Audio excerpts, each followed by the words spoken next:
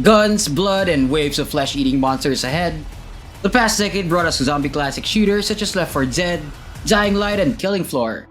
Today we have Blood and Zombies, with a first-person shooter and tower defense gameplay that uniquely takes on the zombie apocalypse genre.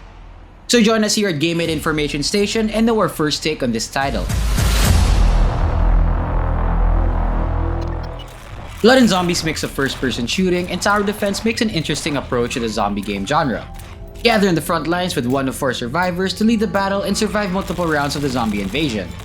At the heart of this game is its sandbox aspect, where you can build fortresses to defend yourself against hordes of zombies. It's a nice feature where you can use your creativity to produce opportunities to fend off zombies. Blood and Zombies is played with a pistol at the start of each session. It can be upgraded from its jam-packed equipment as you earn money on the first few waves. However, its pacing can be unbalanced at times since the game allows players to have a break after each round, with a time limit to build, repair, or even sell their equipment. This leads to frantically fending off enemies to just constructing fences, which can reduce excitement and tension. We're curious about how the progression system works in the game, which with some features requires players to be on a specific level. Although we've been playing several rounds on different maps, we can't seem to access the other maps as well as its perk systems. These may feel disappointing to players who want to be rewarded as they play through the game. The game has a shop to purchase traps and other construction items such as concrete fences and target-seeking turrets to repel the undead. You can also buy and upgrade your weapons to defeat the near-endless mobs, which only become much harder to beat as you progress through several rounds. There are also different variations of zombies that spawn in specific waves, like zombie-infected rats or flame-throwing zombies. You can either build barriers to protect yourself against them, or just go ahead and go guns blazing to quickly finish off their heads. Its basic mechanics are a great way to hook its players, but we can say that the clunkiness in its overall gameplay is susceptible to turning players off. Although we did enjoy playing the first few hours of the game, we felt that the gunplay lacked polishing, and while its building mechanic has promise, it still has some work to do as it's frustrating at times when we try to barricade ourselves with barbed wire fences. Sometimes the game would instantly destroy them when the placement was wrong instead of just disabling the build function. While the game heavily relies on tower defense and weapon upgrades to defeat hordes of zombies, the rewards are scarce during the latter rounds of the game.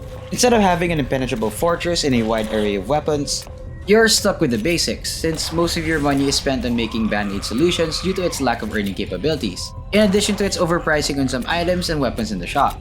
The game offers a lot of maps and has several environmental variations you can play with when constructing your base. Players have the creative freedom besides a means to defend themselves on these maps. Some locations like Japan and Hong Kong have tight and narrow areas, as opposed to New York where it has a larger scope to construct bases. However, its dark atmosphere makes it hard for players to see where the enemies are coming. Although you can detect zombies which are marked on the map as red dots, it seems lacking in its sound design as a whole. The dull snarls of the undead take us out of the game at times as they don't really provide any other sound other than growling whenever they approach you from the front or from behind. It would have been better if there were some variation or at least some additional sound effects such as footsteps or death grunts, which would have made the game much more immersive when they are engaged or killed off. We also think that the game would benefit from multiplayer if it had any participants in the game. It would be nice to play with your friends and surround the large areas with them and defend against zombies. While Blood and Zombies noticeably has tons of flaws, we think that the game can still be improved with the observations that we pointed out. Its concept is already interesting to play with, and with just the right adjustments, it could be a game worth playing tons of hours with friends and fellow gamers.